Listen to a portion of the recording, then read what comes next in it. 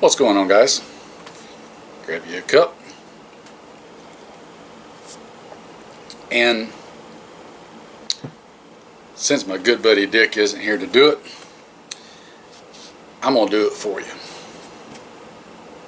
Alright, here we go. So, as you can tell by the title, got a new build I want to show you.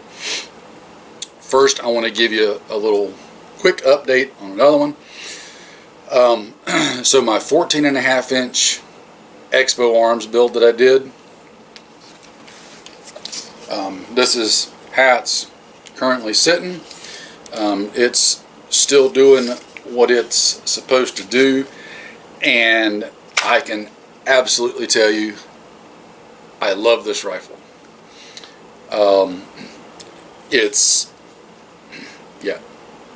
I do not have any problem recommending Expo Arms to you guys and recommending their stuff. This thing continues to impress me. I've got to get back to the range one more time. I've just got to get day to do it. I got a ton of stuff. I don't like a broken record in that regard, and I know y'all tired of hearing me say it, but it's the truth, and I just is what it is. Got a ton of stuff to do and not enough time to do it all in. So, the 14.5 inch Expo build, tell you what, just like my other 14.5s, this is just a stupid, handy, all around general purpose gun for me. And it's, dare I say, currently probably my favorite overall size and configuration. It really is. So this one continues to be awesome. Everything about the Expo stuff I absolutely love, and it ranks right up there with all my other favorite preferred brands. Let's find a place to set this out of the way for a moment. Fred, you can't hold this. We'll put it right there. Alright, so you've seen the title of the video. That's what this one is about. So I needed something to try out that new Primary Arms GLX 1:6 scope that I showed you in a previous video. And I kind of had to think about it and figure out how I wanted to do it. I wanted to be able to take advantage of the versatility of the optic. So I didn't want a big 18 or 20 inch build. It was more than what I felt like 14.5s and shorter it should be on, etc., etc. So what I did was I wanted to put together a build that I could try everything out on, that you could get everything directly from Primary Arms. And just like my couple other favorite companies that you guys hear me raving on all the time, I'm telling you, Primary Arms is up there, tied at the top. I have nothing but good things to say about Primary Arms, and if you don't like them, then that's great. Carry on with your bad self. I love Primary Arms and everything about them. Everything on this build you can get one-stop shop at Primary Arms. You can put the whole thing together, okay? So, here's what I put together. Here's how it sits currently. Okay, what is it? So, pretty much, with the exception of the lower, it was a strip lower that I had, everything on this gun is Expo Arms, with the exception, obviously, of the Magpul stock and grip, the Primary Arms optic, and that's about it. Everything else on it is Expo Arms via Primary Arms. Now, I built the upper using all Expo parts, and it's a 16-inch standard mid-length barrel. And I didn't get because you can get complete 16-inch Expo uppers off the website, and those are, I don't have one of them, but everything else I've done with Expo seems to be great. I have no reason to doubt that those are great. However, currently, and this may change in the future, but as the time of me recording this, currently the 16-inch complete uppers that Expo has are using a 16-inch nitrided barrel, which is great. Nothing wrong with that whatsoever. But they have also a 16-inch chrome line barrel. I love the nitrided stuff, but for this one I wanted to try the chrome lined one. So instead of getting a complete upper, I got all the components, put it all together. Huge shout out and thanks to Primary Arms. Yes, they sent me the barrel. I bought everything else. So I very much appreciate them helping me out with that. Do I recommend them because they sent me a barrel? No. I recommend them because they're an awesome company with a wide variety of awesome products that they support you and the intent of the Second Amendment. And it doesn't hurt that they got pretty doggone good prices, comparatively speaking. So, let me go over all the details and then we'll go from there. So, Expo, receiver extension, castle nut, end plate, recoil spring, Expo H1 buffer, Expo bolt carrier group, Expo stripped upper receiver, Expo upper receiver parts kit, Expo barrel, Expo Arms. This is the 13-inch handguard. You could get the 15-inch. Just doesn't really do anything for me. I prefer the 13. Expo Arms M-lock sling mount, the Expo Arms flash presser barrel, the lower parts kit, and this is where we're going to do a little deviation, but again, still available from Primary Arms. And another company that I like, we'll be doing more on them in the future. The lower parts kit that I used was an Aero Precision lower parts kit, and it's the entire lower parts kit minus the fire control group. And I did that for a reason that we'll get to in a second. Now, I'm no stranger to Aero Precision. I've got multiple Aero Precision scope mounts on a bunch of my other rifles that have longer range scopes and stuff on them, and I love them. I absolutely love Aero stuff that I've had experience with. Okay, so I wanted to be a little different, so I put the Aero lower parts kit in there, and for the trigger, I wanted to do a comparison. Okay, especially for the price, because the price is right there neck and neck. I know it's nothing fancy, but you guys know I'm a big fan of the Palmetto State Armory EPT trigger. It's basically a GI trigger that has been done a little bit of fitting to it and is nickel boron coated, make it nice and slick and smooth and all that good stuff. It's a good fit to me between just a standard GI trigger and getting a really expensive trigger. I prefer the durability and reliability and consistency of a GI trigger and cost over really expensive triggers. But Palmetto State Armory's EPT trigger is, yep, I love them, and I have it in a good number. Not all of my guns, but the vast majority of my ARs have got EPT triggers. Got a few that don't, but for this one, lo and behold, Expo Arms has a similar offering that's in a very similar price range. It's an Expo Arms stamped and marked trigger. However, it is not made by Expo. It's actually made by somebody you'll recognize. Yep, ALG Defense.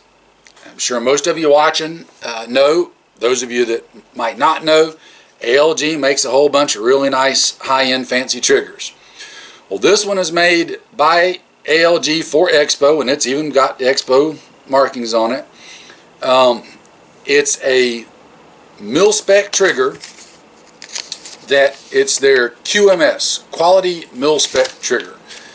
And it's basically kind of the same deal. It's had some fitting done to it, etc., etc. Very similar to a EPT trigger from PSA. And I got to tell you, just my initial feelings with it, and again, it hasn't been shot and broken in good yet, still got to do that, but there's very little take up to it, and it's got a really nice reset and feel to it. Is it a match grade trigger? No.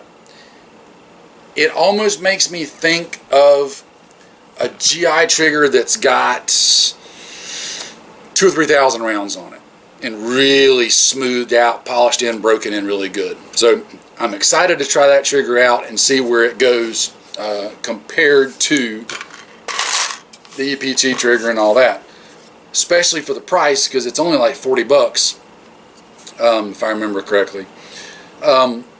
Moving on up top, this is that GLX 1:6 with the M6 Raptor reticle in it from Primary Arms. I got a video on that already, and this is actually one of Primary Arms mounts. Nothing fancy there about the mount. It's a good solid mount that if you're on a budget, this mount won't fail you, I don't believe. I've got other similar Primary Arms mounts and have never had a problem with them. I don't see a reason why you would this one. It's got good solid lockup, mounts the scope real nice, quality of it's good. Just because of personal preference, I may change it out for an aero mount down the road. We'll see, just depends on if I get a bee in my bonnet and decide to do it. But that's kind of the overall setup of the gun and what I've got in it. Now, what I want to get to, let me point out one thing before I do that. I mentioned this in the other video on my 14.5 because the same Expo uppers. Expo, if you're listening, I have a big request. Not that they'll probably ever see this video, but I do have a request. On the sides of your handguards, this last slot right here, instead of making it a 3/4 length M-LOK slot, can you go ahead and make that a full length M-LOK slot on the sides right there? That would really be much appreciated, and it makes it so that specifically on this side I can mount my sling loop all the way to the rear and not have to split the difference and edge it up. There's plenty of material right there that could go ahead and be a full length slot. Just a request, pretty please, you know, maybe. It ain't gonna stop me from buying them and using them if they don't. Let's put it that way, because for the money, these are some outstanding handguards. So moving on. What I wanted to do with this gun was make it versatile and more like my version, not necessarily the technical version, but my version of a DMR gun, right? Something that I could go out with the guys if we had to do a patrol, man a security position, whatever. I can run it on 1X as a non-magnified, quick, put rounds on target optic, and then if the need arose, crank it up to that 6X and do one of two things: engage close-in target more precisely, or engage a target further out a little more accurately should the need arise. Situation will dictate, right? So that's why I built this gun the way I did. The 16-inch is still portable enough. I can carry it around and not be, you know, overburdened. But it's, give me that, I mean, let's be real, 1.5 inches over 14.5 is not really doing that much for velocity. I mean, it's really not. But I wanted to go with the 16 on this, because if down the road, and I've heard they're supposed to be, if AAC gets back to making and putting out new flash suppressors and suppressor mounts, I can take the A2 birdcage off of here, and I can put on one of their mounts to put my suppressor on it. On the 14.5, not so much, because flash hider's pinned and welded. So that's kind of one of the main reasons. Again, the velocity for the ammo is not going to be that much different. I mean, honestly, it's 1.5 inches. Not really adding that much. I mean, maybe a smidge, but not enough to make any difference. So that's how this one's set up with that optic. And again, the cool thing is you can get all of this directly from Primary Arms. I'm going to get this to the range as soon as I can. I'm really curious to test out the accuracy in it. Speaking of that, I have some ammo that I was sent by someone that I greatly appreciate, and we're going to try it out and see what it does, not only in this gun but a couple others. We'll do a specific video just on this ammo, but you'll see it used in this gun and probably 3 others that I want to try it in and see how it all shakes out. So I'm going to put that off the table over there. That's kind of it for this one, guys. Just a quick overview of how I put this together, why I put it together, what I intend to do with it.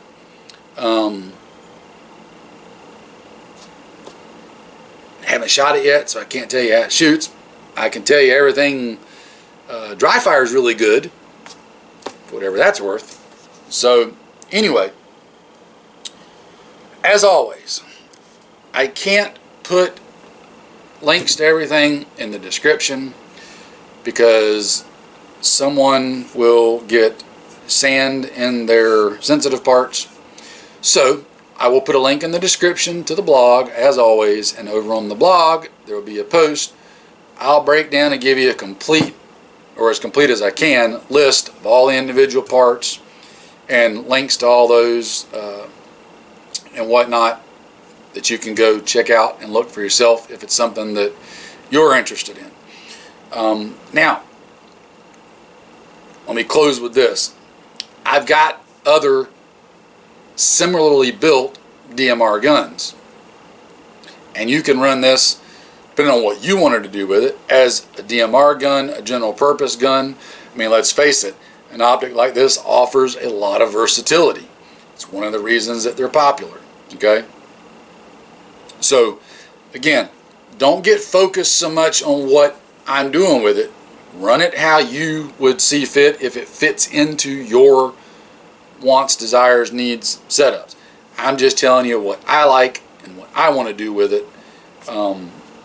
And even though it's similar to a couple other ones I've already got, it's not identical. There are little differences here and there. So, anyway, thanks for watching, guys. Take care. As always, keep getting ready. I'll talk to you later.